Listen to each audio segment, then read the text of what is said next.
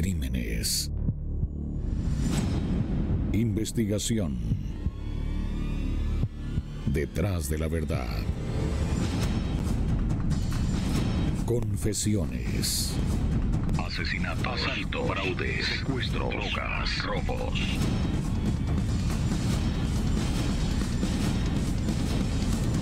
Extra sucesos. Hola, ¿cómo están? Qué placer que nos acompañen nuevamente en una edición más de Extra Sucesos. Hoy tocaremos nuevamente el tema del terremoto de Limón. Es la segunda parte del programa que tuvimos la semana anterior, donde un experto nos explicó lo que sucedió, cuáles fueron los orígenes de este terremoto y todo el tema geológico que se tiene que abordar alrededor del evento sísmico que sacudió al país hace 30 años. Hoy la idea es que ustedes conozcan historias, conozcan de voces de personas que estaban en Limón en aquel momento, cómo vivieron la tragedia que marcó a muchas personas en 1991. Primero les vamos a dejar un extracto de lo que preparamos para luego traerles las voces de esas personas. Muchas son las historias que se han contado de aquel 22 de abril de 1991, cuando un devastador terremoto de magnitud 7,7 arrasó con Limón y sus alrededores. Extra Sucesos recopiló extractos de evidencias que narraron sobrevivientes de aquel fenómeno inesperado, los cuales nos recuerdan los momentos de pánico que vivieron los limonenses esa tarde. Hoy tendremos la historia de un ingeniero que llegó al Caribe a trabajar en la construcción de un vecindario y terminó metiendo mano entre escombros para rescatar cuerpos y a ayudar a labores de asistencia a los cruzrojistas con su equipo de trabajo. Bien, pero antes de conocer la historia del ingeniero que nos va a acompañar hoy, que ya casi les contamos quién es, me gustaría que escucharan estos relatos de personas que conversaron con Diario Extra y Extra Sucesos durante esta semana, que se cumplieron 30 años del devastador terremoto en Limón. Estos son los relatos. No sabíamos qué hacer y yo les decía no salgan, no salgan, no salgan. Pero en ese no salgan, atrás de mi escritorio había un estante de libros enorme que se empezaron a caer. Entonces yo dije, no, esto me va a caer encima. Mire, yo no sé cómo me brinqué un escritorio, porque en ese momento no sé cómo, me lo brinqué para poder salir y en lo que yo salgo el escritorio cayó encima el estante de libros cayó encima del escritorio, que si yo no me hubiera quedado ahí quedo. ¿Sabe qué recuerdo? Como cayó el edificio de la aduana, como se lo dije, para mí era como un rompecabezas, todavía yo lo tengo en mi cabeza, yo cierro los ojos y lo veo, y las palmeras de la corte, que las hojas pegaban a la calle, y yo no entendía hasta ahora, yo me quedo y bueno, ya yo creo que no están esas palmeras, o si están, están altísimas, pero en el momento que estaban, las hojas pegaban a la calle. Y el jefe mío salió en ropa interior, bueno, chingo, pero prácticamente del baño, y la pared se cayó del baño, la carretera se hizo como especie de una culebra, eras qué cosa, y yo preocupado por mi mamá en ese entonces. Iba en bicicleta, oiga, mi hermano no podía ir en bicicleta a ningún lado, parecía una culebra esa carretera, cómo se hacían los postes, cómo se hacía la calle. Yo entré a la soda y saqué una chiquita de 12 años ahí, cuando yo que la jalo de la cocina y ese que se desploma una parte donde era un cine central ahí de la parte, estaba pegado con la soda. Y en ese momento, imagínense, crítico, que trasladaron a esa chiquita y la señora que estaban heridos porque tenían ensangrentada a la señora, y ver cómo hacía para trasladarlo al hospital Bonifacio, y los carros no había nada, y más bien estaban sacando a la gente del hospital Bonifacio, y fue un momento bastante triste y sabiendo de que es algo que tenía que hacer porque era policía.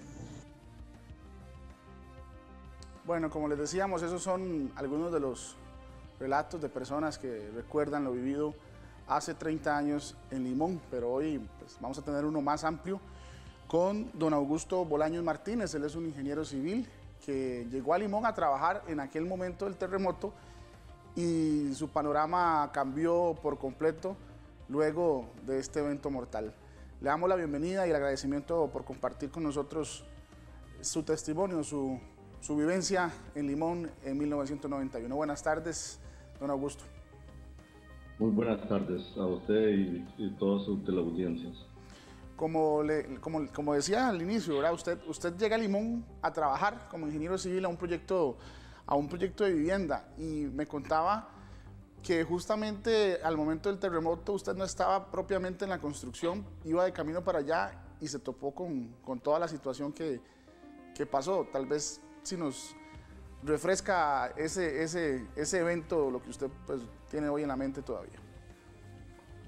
Sí, cuando yo llego a Limón a finales de los años 80 para el desarrollo de una urbanización de una de las más grandes aquí de la ciudad de Limón, fui contratado por una compañía internacional, ¿verdad? Porque era una obra licitada internacionalmente. Ya estábamos trabajando y ya habíamos avanzado bastante para la fecha del terremoto. Estábamos, como le comentaba, en unas pruebas de tuberías de agua pluviales y inclusive en los pozos de registro. Yo tenía que hacer una diligencia con un empresario muy querido que en esa época de Limón, que le íbamos a hacer un traslado de un equipo por medio de un remolque de plataforma baja, lo que le llaman Loboy. Entonces íbamos a alquilar para traerle un equipo que él tenía al lado del Moín. Nos quedamos de reunir como alrededor de las 4 de la tarde en esa zona, cuando me agarró. Yo iba en la ruta entre Piuta, en el tramo de carretera de Piuta hacia Playa Bonita. En ese tramo ahí fue que sentí los embates de la naturaleza, ¿verdad? Usted iba manejando, ¿verdad, don Augusto? Yo iba manejando, sí, fue una sensación muy difícil porque hoy, digamos, uno lo puede recapitular y retroceder la cinta como para ver esa magnitud de la naturaleza que en parte me atrae, ¿verdad? Pero en ese momento no era atracción, ese era susto, congoja, impotencia de todo, porque uno no sabía lo que estaba pasando, ¿verdad? Sí. Al ver también que el nivel del agua se iba retirando, yo calculé más de 100, 200 metros en mi momento, ¿verdad? Y entonces uno dice, todo lo que se va tiene que regresar, ¿verdad? Pues, en esa época, hablar de tsunamis, por mi formación, uno lo escuchaba, pero no sabía exactamente de qué se trataba, cómo era ya la vivencia. Sí, y es que precisamente entonces, por eso es que me interesa la historia que usted cuenta, porque usted vivió el momento en que el mar se retrae y lo que sucede después, que es el levantamiento de la capa terrestre y de la capa marítima, ¿verdad? El suelo que queda expuesto en ese momento. Ya solo el hecho de ver eso debe ser impresionante, ¿verdad? Ver cómo se levanta el suelo y que queda al nivel de la carretera en ese momento, y luego experimentar el asunto de que el mar se devuelve y uno no tiene explicación para lo que está pasando, ¿verdad? Sí, y la sensación de oír, digamos, el ruido, el retumbo, ¿verdad? De que se oía como algo seco desde arriba hacia abajo, uno no sabía ni para qué lado venían los movimientos. Y más impresionante cuando ya voy llegando al Hotel Las Olas, y las personas, digamos, con sábanas amarradas, que solo en la película uno ve eso, ahí se estaban bajando de los niveles superiores, porque ya había colapsado el edificio.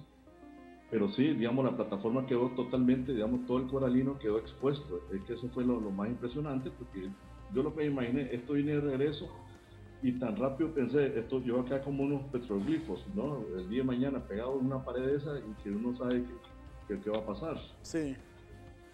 Me imagino que igual el sorprende, bueno, ver la capa marítima del suelo, lo que la gente comenta es que se veían los peces incluso, ¿verdad? De las especies marítimas, donde trataban de regresar al agua y pues obviamente fallecen en medio de todo aquel desastre que había en la playa. Sí, fueron segundos, digamos, ahora se habla de 37 segundos, pero en ese momento es una eternidad, ¿verdad? Porque Sí. en ese momento, don Carlos, usted no sabe qué está pasando, si es solamente aquí o a nivel del país o a nivel mundial. Uno no sabe en ese momento que usted siente que ya son los últimos días, ¿verdad? Sí. De lo que está sucediendo. Y entonces, y ver correr a la gente, todo el mundo desorientado, porque en ese momento también empezó se observaba llamas de unos tanques que tenía el Recopes en elevados, eran circulares y comenzaron a arder, ¿verdad? Entonces se miraba esa llama, era impresionante, porque lo primero que se imagina uno es que Recope iba a explotar totalmente todas las instalaciones, ¿verdad? Sí, y Y usted sabe que la entrada al Limón es la única, es la 32 nada más. Claro. Entonces usted dice, aquí quedó atrapado. Usted me decía incluso que llegó a creer o a pensar que podía ser su último día, ¿verdad? Ese tema de Recope o qué otro tema fue lo que usted lo llevó a pensar en que todo podía acabarse en ese momento. ¿Qué fue lo que usted más lo marcó para pensar en eso? Digamos que usted ve que para donde vaya usted siempre había a la altura de la urbanización de Cangrejo, que le llaman, ahí había colapsado una tubería también. Sí. Entonces, y toda la sensación, digamos, porque hicieron las réplicas, o posiblemente tal vez no eran réplicas, sino que uno mismo había quedado ya un poco nervioso, ¿verdad? Entonces, y eso, lo que me marcaba más era qué pasaba al regreso del nivel del agua cuando regresara esa cantidad de agua que se fue, qué es lo que iba a pasar. Entonces, ahí lo que hice fue dar media vuelta y regresarme hacia la ciudad, pero llegando al colegio diurno estaban todos los chiquillos afuera, pues ahí caos y todo, que era un caos totalmente, ¿verdad?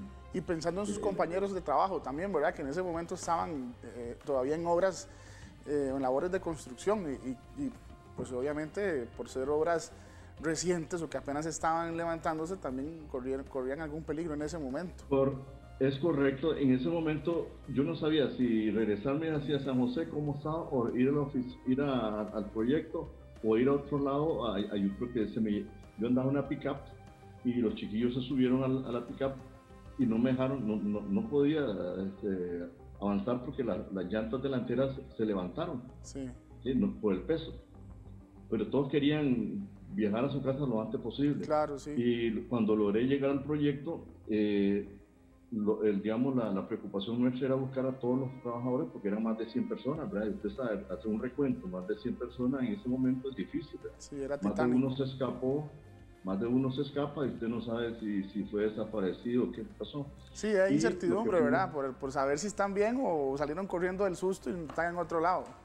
Claro, y una de las cosas que estamos haciendo unas pruebas y revisando unos pozos de registro de aguas pluviales que tenían como más de 12 metros de profundidad. Y muchos compañeros, muchos trabajadores estaban ahí en ese momento ya estaba construido, pero sí estábamos en revisión de tuberías y eso para hacer la entrega de eso a la IA. Y a dos de ellos les agarró adentro, pero eso fue fatal, ¿verdad? Sí, fue muy fatal, digamos, oír las historias de ellos, esos 35 segundos ahí adentro, ¿verdad? ¿Cómo se siente eso? Sí, más bien ellos tuvieron la dicha de salir con vida porque realmente la situación en que estaban en medio del trabajo pudo haber sido fatídica para muchos, ¿verdad? Como si lo fue para otras personas, desgraciadamente, en aquel momento. Gracias a Dios sí lograron salir ellos con vida, pero pasaron como más de 15 días traumados, ¿verdad? Claro. Sí, me interesa que le cuente a la gente el tema del tsunami, porque lo conversamos la semana pasada en el programa anterior con Gino González, que es experto en estos temas, que ha tenido estudios internacionales para analizar el tema de tsunamis y movimientos sísmicos. En aquel momento no había mucha información, incluso la fecha, la información que conocemos es muy reciente, por eventos como el que sucedió en Japón en el 2011, como el que sucedió en Yakarta, en Indonesia, y otros eventos en Filipinas, si no me equivoco, también hubo uno recientemente, pero son eventos que ya han pasado en los últimos 15 años, ¿verdad? Antes de eso, realmente la información era mínima y básicamente lo que ve uno en películas, ¿verdad? Que es pura ficción, pero usted lo vivió y no era una película, era algo real en aquel momento. Sí, algo real, pero en el momento usted no sabía qué era, si era tsunami. En ese momento, como dice usted, no había mucha información al respecto, ¿verdad? Que si hubiera sido en esta fecha, usted rápido relaciona, ¿verdad? Que esto es un tsunami. Ya Sí. hay muchos expertos empíricos que vemos que ya rápido detectan que si puede ser o no ser. Sí. Pero en ese momento no había mucha información. Lo único que uno, no sé, por la mente pasan muchas cosas que es tan difícil, ¿verdad?, de explicarlo en ese momento de la situación, que usted no sabe qué decisión tomar en ese instante, ¿verdad? Sí, no, y además que como dicen, ¿verdad? La mente le juega una mala pasada a uno y posiblemente no todos reaccionamos igual, ¿verdad? Eso también va mucho en la personalidad, más que en la educación y en la cultura, va mucho en la personalidad, porque todos reaccionamos diferentes a este tipo de eventos. ¿Y cómo reaccionó usted en ese momento, don Augusto, al ver el mar devolverse y luego olas realmente grandes? Sí, logré pasar, digamos, al regreso, pero yo asustado porque esto viene y en realidad se miraba venir, ¿verdad? Pero gracias a Dios, no sé, gracias a Dios, como que hubo una retención del agua y hasta después uno va analizando y escucha las informaciones, fue que al subir la plataforma, digamos, de la línea de la costa, eso subió más de 1,80, 2 metros, eso ayudó un poco a mitigar, sirvió como un dique. Sí. ¿Ya? Claro, en ese momento uno no sabía, porque gracias a Dios, cuando yo miré que el agua llegó hasta ahí, dije, ¿qué habrá pasado? Pero que ya uno iba para afuera, pero actuaba, digamos, con mucha velocidad a ver qué se podía hacer en otro lado, ¿verdad?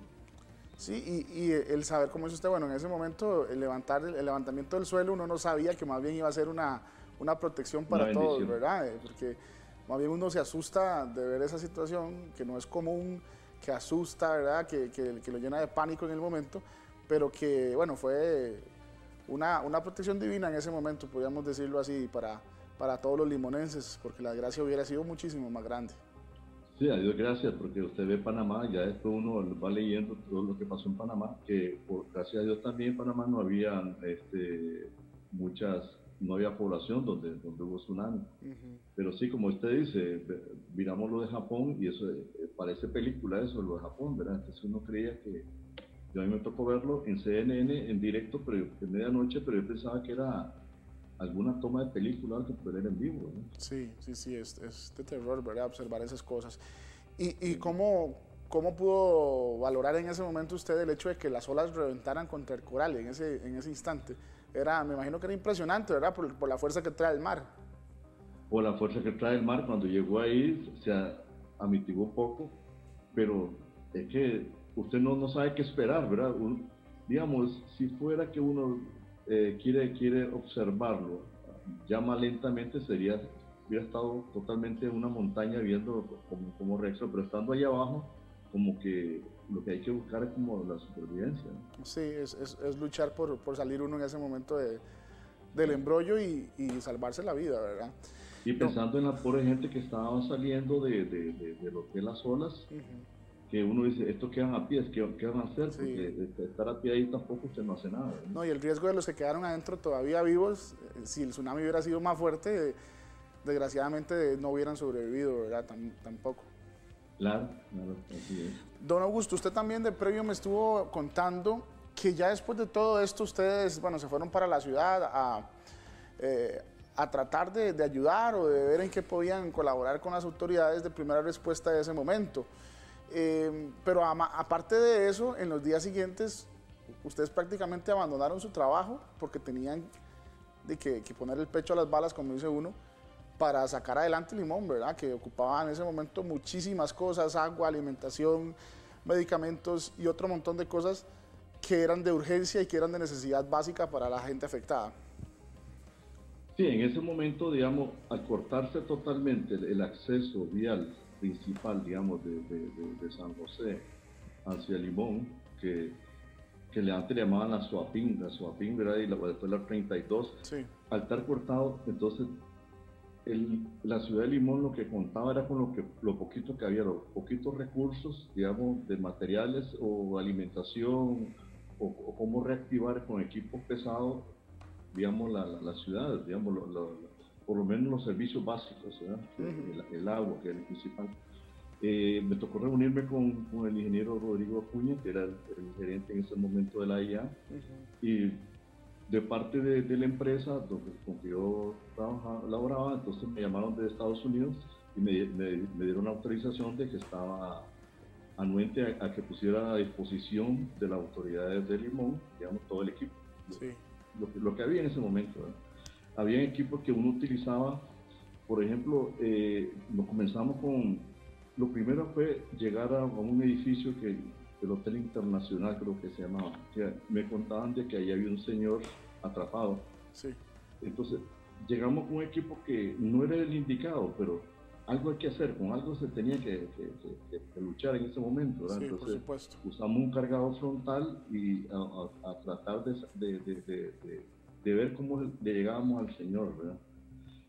Ya en la pura tarde, después de estar luchando todo el día, logramos, ya los trabajadores nuestros casi le llegaban al señor donde estaba, porque la idea nuestra el pensamiento nuestro más que todo era que el señor todavía estaba vivo. Entonces, mientras no lo estuviéramos cerca, no podríamos decir que no estaba vivo. Entonces, y esa era la sensación de todos los compañeros míos de trabajo, ¿verdad? Y la incertidumbre de saber si podían ayudarle o no también en ese momento, ¿verdad? Exactamente. Después llegaron ya unas brigadas ahí me imagino que eran los topos, los mexicanos, de trajes rojos. Ya eso les quedó como, el señor estaba como a unos 2 metros cuando ellos lo jalaron, ¿no? Sí, ustedes ya habían hecho un trabajo muy arduo, ¿verdad? En ese momento. La parte dura la hicimos nosotros. No, y tomando en cuenta que eran trabajadores de construcción, ¿verdad? Que conocen muchísimo el tema del diseño de un edificio, de cómo remover escombros, de cómo llevar a cabo una labor para tener un panorama más amplio del lugar. Sí, porque tampoco íbamos los locos ir sacando material, sino que iba riozando, iba haciéndose arriosque con lo que se pudiera, ¿verdad? Con lo poco que había ahí, estuve haciendo como un túnel para llegar al señor. Sí, usted también me contaba antes que el agua incluso la tuvieron que llevar en muchas ocasiones, además de cisternas, usaban mucho las mezcladoras de cemento, ¿verdad? Para poder abastecer de agua en ese momento, que uno no se imagina que la gente pueda llegar al agua con mezcladoras de cemento, uno pues jamás lo valora, pero bueno, había que llevar agua como fuera, ¿verdad? Sí, no había agua en la ciudad, pero gracias a Dios hay una fábrica de cartón que se llamaba Tecar, estaba don Charles Marlock, el gerente de ahí, y permitió sacar agua porque ellos tenían un pozo. Entonces nosotros llegamos con esta mezcladora, digamos, de tambor de 8 metros cúbicos, y que lo que le llaman en la calle le dicen chompipa, ¿eh? Las chompipas, sí. Las famosas chompipas. Entonces la llenábamos y con eso anduvimos todo el personal distribuyendo agua en toda la zona. Eso ahí amortiguó un poquito, ¿verdad? Sí. No, y esa colaboración fue importante, ¿verdad? Porque yo sé que hubo mucha gente que se unió a ese trabajo de la misma forma que ustedes, que no tenían injerencia, digamos, en cuerpos de rescate, pero colaboraron de otra forma para que Limón saliera adelante rápido.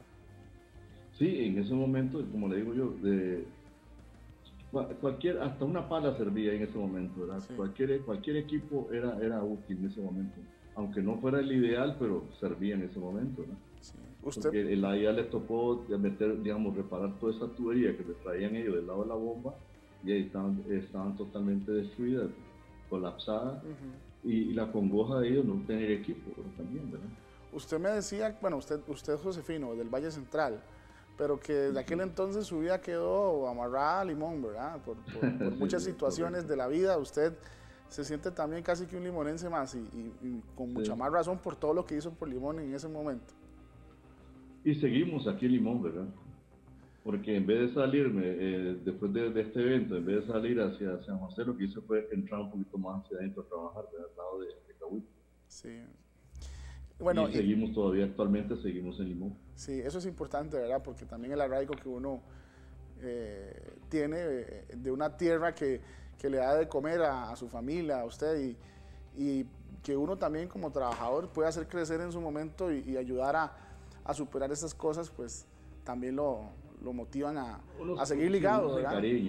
Uno se encariña totalmente con la gente. la parte multicultural. Sí, y la gente como usted también, los limonenses también supongo que tienen mucha Creo que arraigo. es recíproco. Espero que sea recíproco.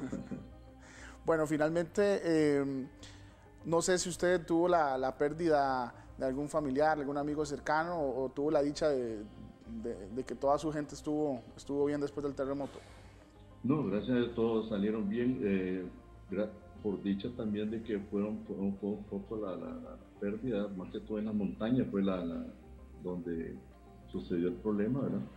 Y aquí en la ciudad fue Don Johnny, ¿verdad? Que fue una lástima que... Mira, le voy a ser sincero, lo lloramos esa vez. Claro, claro. No lo conocíamos, pero lo lloramos como que se nos fue la mano, ¿no? Sí, sí, sí. Perfecto, no, don Augusto, más bien le agradezco muchísimo por acompañarnos, contarnos su historia y compartir ese trágico momento, ¿verdad? Que a muchos asusta y a muchos... Y lo más interesante, don Carlos, que después, como le digo yo, en vez de salir hacia San José, regresé y me fui a meter exactamente a trabajar donde fue el epicentro. Baile Rey. Eso es amor por un terruño, ¿verdad? Muchísimas gracias, don Augusto. Muchas gracias a ustedes. Bien, y gracias a ustedes también por acompañarnos, a los televidentes que están con nosotros fielmente y nos complacen con estar con Extra Sucesos. Los invito a que sigan con la programación de Extra TV. Nos vemos la próxima semana.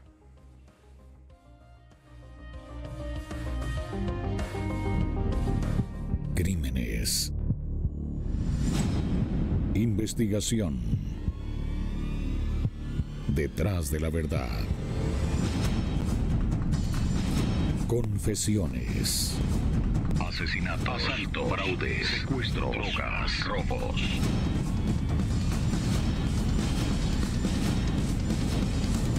Extra Sucesos.